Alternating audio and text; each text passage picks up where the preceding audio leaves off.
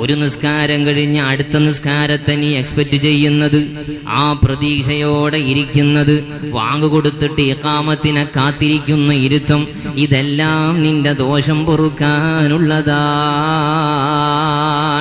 വാങ്കല്ലേ കൊടുത്തിട്ടുള്ളൂ, ഇഖാമത്തിന് ഇനിയും 20 മിനിറ്റ് ഉണ്ടല്ലോ, അപ്പോ പോകാം പീടികയിൽ നിന്ന് പള്ളിയിലേക്ക്. ഇഖാമത്തിനായോ സമയമായിട്ടുണ്ടല്ലോ, 2 മിനിറ്റേ ഉള്ളൂ, ഉടനെ തന്നെ പോരാമെന്നുള്ളത് മാറ്റിവെച്ചിട്ട് വാങ്ക് കൊടുത്തപ്പോഴേക്ക് പള്ളിയിലെത്തി സുന്നത്ത് നിസ്കരിച്ച് അവൻ നിസ്കാരത്തെങ്ങനെ കാത്തിരിക്കുകയാണ്. ഇപ്പൊ ഇഖാമത്ത് കൊടുക്കണം, എന്നിട്ട് വേണം എനിക്ക് ജമാഅത്തായി നിസ്കരിക്കാൻ. മോനെ, ആ സമയമുണ്ടല്ലോ, നീ ആ പ്രതീക്ഷയോടെ ഇരിക്കുന്ന ഇരുത്തമുണ്ടല്ലോ, നീ ആഖിറത്തിലേക്ക് ഒരുക്കുകയാണ്. ആ വെയിറ്റിംഗ് വലിയ പ്രതിഫലമുള്ളതാണ്. ഡോക്ടറുടെ മുമ്പിൽ ക്യൂ നിൽക്കുകയാണ്, അല്ലെങ്കിൽ എൻ്റെ ടോക്കൺ നമ്പർ ഒന്ന് തെളിഞ്ഞു വരുന്നത് കാണാൻ ആ സീറ്റിൽ ഇങ്ങനെ നോക്കിയിരിക്കുന്ന ഇരുത്തം നിനക്ക് അത്ര വലിയ സബറുണ്ടാകൂല. അതൊന്നും മാറി മറിയുന്നതിൽ വേഗത വേണമെന്നേ ആഗ്രഹിക്കുന്നുള്ളൂ. ആ ഇരുത്തത്തിന് വലിയ ചടപ്പുണ്ടെങ്കിലേ നിന്റെ ഈ സ്വലാത്ത് പ്രതീക്ഷിച്ചുകൊണ്ടുള്ള, നിസ്കാരം പ്രതീക്ഷിച്ചുകൊണ്ടുള്ള ഇരുത്തമുണ്ടല്ലോ, അത് നിന്റെ ദോഷങ്ങൾ പൊറുക്കാൻ കാരണമാണെന്ന് മുഹമ്മദ് മുസ്തഫ സ്വല്ലല്ലാഹു അലൈഹി വസല്ലം. വുളൂ ചെയ്തോ, കൈകാലുകൾ നീട്ടിക്കഴുകിക്കോ. നിന്റെ കൈകാല് നീട്ടിക്കഴുകുന്നുമ്പോ അതിലൂടെ വെള്ളം ഇങ്ങനെ ഒലിച്ചിറങ്ങുന്നുണ്ട്. ആ ഒലിച്ചിറങ്ങലിലൂടെ നിന്റെ ദോഷം പൊറുക്കുന്നുണ്ട്. മുഖം കഴുകുമ്പോ നീട്ടിക്കഴുകിയിട്ട് താടിരോമത്തിലൂടെ വെള്ളം ഇങ്ങനെ ഒലിക്കുന്നുണ്ട്. നിന്റെ കണ്ണുകൊണ്ട് കണ്ട തെറ്റല്ല പുറത്തു തരികയാണ്. കൈ ഇങ്ങനെ കഴുകുമ്പോ മുട്ടും കൈയിലൂടെ ഇങ്ങനെ ഒലിച്ചിറങ്ങുന്നുണ്ട്. കൈകൊണ്ട് ചെയ്ത തെറ്റല്ല പുറത്തു തരുന്നതാണ്. അള്ളാഹു വെച്ച ഓഫറാ, അടിമയോട് കരുണയുള്ള റബ്ബ് വെച്ച നിലപാടാണ്. അതുകൊണ്ട് വുളൂ ചെയ്യുമ്പോ കരുതിക്കോ, റബ്ബേ എന്റെ പുറം ശുദ്ധിയാകുന്നുണ്ട്, അതുപോലെ എന്റെ ഉള്ളും നന്നാക്കണേ അല്ലാ. അതുപോലെ കണ്ണും കാതും അവയവങ്ങൾ മുഴുവനും റമദാനല്ലേ, നല്ലോണമൊന്ന് പരിഗണിച്ച് പരിശീലിക്കും മുഅ്മിനേ. അല്ലാഹുവിന്റെ ഹബീബ് പറഞ്ഞു, ലൈസൽ മുഅ്മിനു ബിത്ത്ആനി വലൽ ലആനി വലൽ ഫാഹിഷി വലൽ ബദീ വലൽ ബദീ. ഒരു മനുഷ്യൻ, മുഅ്മിനായ മനുഷ്യൻ, അവന്റെ നാവിനെ കെയർ ചെയ്യുന്നവനാണ്.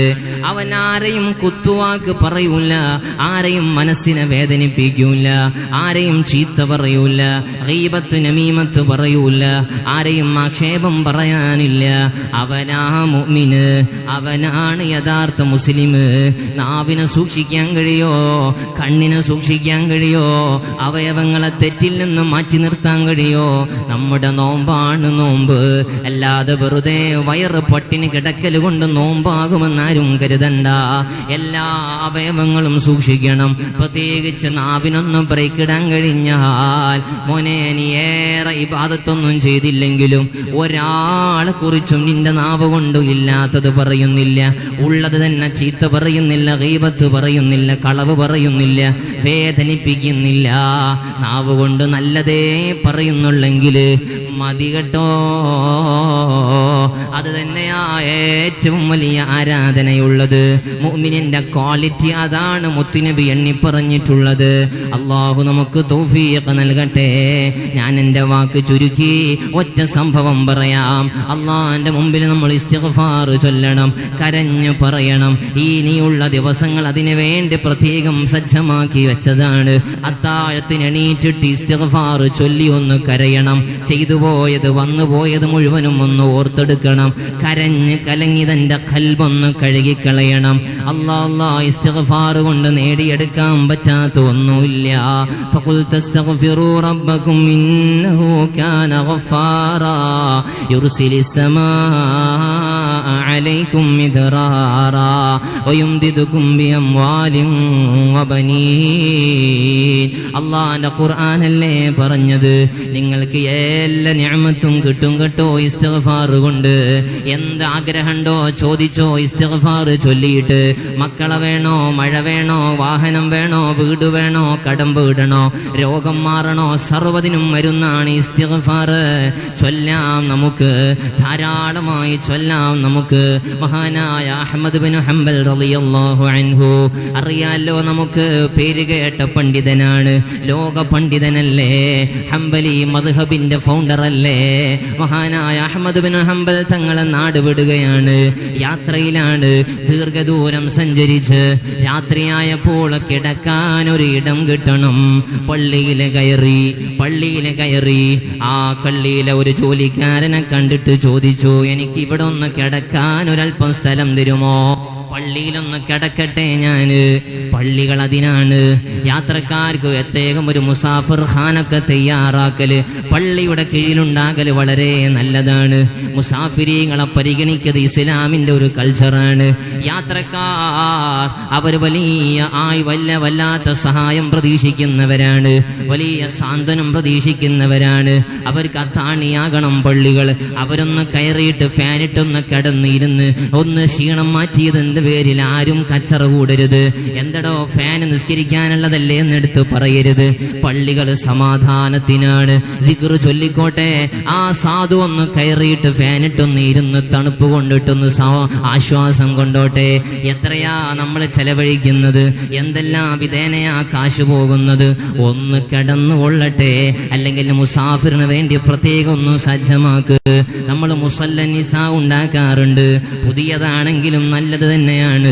അതേ മുസാഫിരീങ്ങളായ സ്ത്രീകൾ ധാരാളമായി പണ്ടത്തേക്കാൾ വർദ്ധിച്ച് അവർ നിസ്കാരം നഷ്ടപ്പെടാൻ തുടങ്ങി.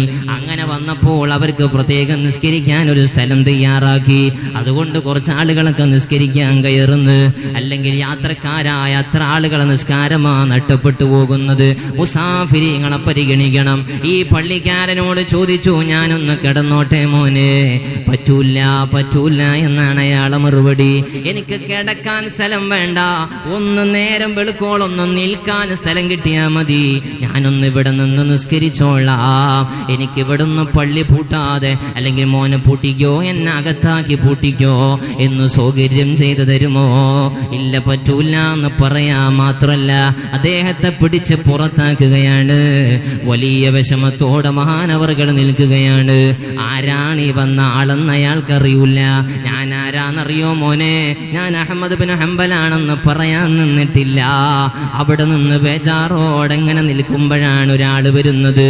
വിഷമമുള്ള മുഖം കണ്ടപ്പോ ചോദിച്ചു, അല്ലയോ ഉസ്താദേ, എന്തേ ഇവിടെ നിൽക്കുന്നത്? വലിയ ബേജാറുണ്ടല്ലോ കൽബില്. മോനെ, ഞാൻ ദൂരെയുള്ള ആളാണ്, യാത്രക്കാരനായി ഇവിടെ എത്തിയതാണ്. ഒന്ന് തങ്ങാൻ പള്ളി ഒന്ന് സൗകര്യം കിട്ടുമോ നോക്കിയതാണ്. പക്ഷേ സൗകര്യം ലഭിച്ചില്ല.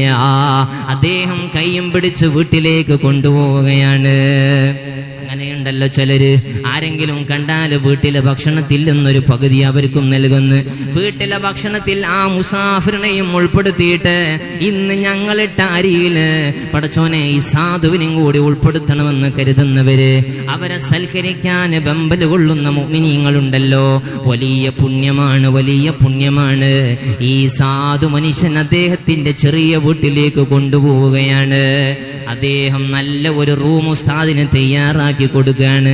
വീട്ടിലെ നല്ല റൂമെന്ന് അഹമ്മദ് എന്നോർക്ക് സജ്ജമാക്കിയിട്ട് പറഞ്ഞു, ഉസ്താദേ നിങ്ങൾ ഇവിടെ താമസിച്ചോളൂ. അദ്ദേഹം അപ്പുറത്ത് പണിയില്ല. അദ്ദേഹം റൊട്ടിപ്പണിക്കാരനാണ്. രാത്രി ഇങ്ങനെ റൊട്ടിന്റെ പണിയെടുത്തുകൊണ്ടിരിക്കുകയാണ്. ഹുബ്സിന്റെ പണിയാണ്. രാവിലെ ആകുമ്പോഴേക്കും മാർക്കറ്റ് കൊടുക്കണം. രാത്രി ഉറക്കൊഴിച്ചിട്ടുള്ള പണിയാണ്. അങ്ങനെ പണിയെടുക്കുന്നുണ്ട്, കൂടെ ഇങ്ങനെ ഇസ്തിഗ്ഫാർ ചൊല്ലുന്നുണ്ട്. അസ്തഗ്ഫിറുല്ലാഹൽ അലീം, അസ്തഗ്ഫിറുല്ലാഹൽ അലീം, അസ്തഗ്ഫിറുല്ലാഹൽ അലീം. മുഅ്മിനേ, നമ്മളൊക്കെ ജോലിക്കാരാണ്. നമ്മുടെ നാവ് കൊണ്ടുള്ള ജോലിയല്ലല്ലോ. സമയത്തൊക്കെ നാവ് ഫ്രീ ആണ്. ഡ്രൈവറെ ദിക്ർ ചൊല്ലി ഡ്രൈവ് ചെയ്യാം. നീ ജോലിക്കാരനാണ്, കമ്പ്യൂട്ടർ വർക്കാണ്, നാവ് ഫ്രീ ആണ്, സ്വലാത്ത് ചൊല്ലാം. ഏത് പണിയാണെങ്കിലും നമ്മുടെ നാവ് ഫ്രീ അല്ലേ? നാവ് ഫ്രീ ആണെങ്കിൽ, ഫ്രീ ഉള്ള ജോലിയൊക്കെ ആണെങ്കിൽ ആ സമയത്തെല്ലാം റബ്ബിനെ നമുക്ക് ഓർക്കാം. ഈ മനുഷ്യൻ റൊട്ടി ഇങ്ങനെ പാകം ചെയ്യുന്നു, ദിക്ർ ഇങ്ങനെ ചൊല്ലുന്നു, ഇസ്തിഗ്ഫാർ ചൊല്ലുന്നു. മഹാനായ അഹ്മദ് തങ്ങൾക്ക് ഉറക്ക് ലഭിക്കുന്നില്ല. ഉടനെ തന്നെ മനുഷ്യന്റെ അടുത്ത് ചെല്ലുകയാണ്. എനിക്ക് മോനെ ഉറക്ക് ലഭിക്കുന്നില്ല, നീ ഇങ്ങനെ ഇസ്തിഗ്ഫാർ ചൊല്ലുന്നത് കേട്ടിട്ട് നിന്റെ അടുക്കൽ വന്നതാണ്. എന്തേ ഇത്രയധികം ഇസ്തിഗ്ഫാർ വർദ്ധിപ്പിക്കാൻ കാരണം? ഇത്രമേൽ ഇസ്തിഗ്ഫാറിനെ ഇഷ്ടപ്പെടാനുള്ള കാരണം എന്താ കൂട്ടുകാരാ? എന്തൊരു ഫലമാണ് നിന്റെ ജീവിതത്തിൽ നിനക്ക് അനുഭവിക്കാൻ കഴിഞ്ഞിട്ടുള്ളത്? അയാൾ പറഞ്ഞു, ഉസ്താദേ, എന്റെ ജീവിതത്തിൽ സർവ്വ നിഅമത്തും എനിക്ക് ഇസ്തിഗ്ഫാർ കൊണ്ട് കിട്ടിയതാണ്. എല്ലാ അനുഗ്രഹങ്ങളും എനിക്ക് ഇസ്തിഗ്ഫാർ കൊണ്ട് കിട്ടിയതാണ്. എനിക്ക് ഇനി ഒരു ആഗ്രഹം കൂടി ഉണ്ടായിരുന്നു, അതും കൂടി സാധിപ്പിച്ചു കിട്ടേണ്ടതുണ്ട്. അതിനും കൂടിയാ ഞാൻ ഇങ്ങനെ ഇസ്തിഗ്ഫാർ ചൊല്ലുന്നത്. അത് ഇതുവരെ ലഭിച്ചിട്ടില്ല. ഏതാ മോനെ ആ അനുഗ്രഹം? ഏതാ നിന്റെ ആശ? പൂവണിയാനുള്ള ആശ ഏതാണ് അറിയോ? അയാൾ പറയാണ്, ഓ ഉസ്താദേ, എൻ്റെ കണ്ണുകൊണ്ട് മരണത്തിന്റെ മുമ്പ് പണ്ഡിതനായ ആരിഫായ വലിയ ആബിദായ അഹ്മദ് ബിൻ ഹംബലിനെ ഒന്ന് കാണണമെന്ന കൊതിയുണ്ടേ. സുബ്ഹാനല്ലാഹ്, മുമ്പിലാരാ നിൽക്കുന്നത്? മുമ്പിലാരാ നിൽക്കുന്നത്? അഹ്മദ് തങ്ങളാണ്. മോനോട് പറഞ്ഞു, കൂട്ടുകാരാ, ഞാനാണ് അഹ്മദ് ബിൻ ഹംബല്. ഞാൻ തന്നെയാ നീ അന്വേഷിച്ച് കാണാൻ കൊതിച്ച അഹ്മദ് ഞാനാണ്. അയാൾ കണ്ണീരോടെ കെട്ടിപ്പിടിക്കുകയാണ്, റബ്ബിന് ശുക്ർ ചെയ്യുകയാണ്. ഇസ്തിഗ്ഫാർ കൊണ്ട് നേടിയ നേട്ടങ്ങൾ പലതാണ്. എല്ലാ ആഗ്രഹങ്ങളും നേടാൻ കഴിയും മുഅ്മിനേ. അതുകൊണ്ടാ മുത്തുനബി രണ്ട് കാര്യം നിങ്ങൾ ചോദിക്കാൻ മറക്കരുത്. അഷ്ഹദു അല്ലാ ഇലാഹ ഇല്ലല്ലാഹ് അസ്തഗ്ഫിറുല്ലാഹ്. ഇത് രണ്ടും നിങ്ങൾക്ക് കൂടാതെ കഴിയാത്തതാണ്, നിർബന്ധമായും പറയേണ്ടതാണ്. രണ്ട് കാര്യം നിങ്ങൾ ചോദിച്ചേ പറ്റൂ. മൂന്നാമത്തത് പറഞ്ഞത് സ്വർഗമാണ്, അസ്അലുക്കൽ ജന്ന. നാലാമത്തത് നരകമോചനമാണ്, വഅഊദു ബിക മിനന്നാർ. ധാരാളമായി ചൊല്ലാം, നമ്മൾ സമയം കണ്ടെത്തണം. റബ്ബ് നമുക്ക് തൗഫീഖ് നൽകുമാറാകട്ടെ.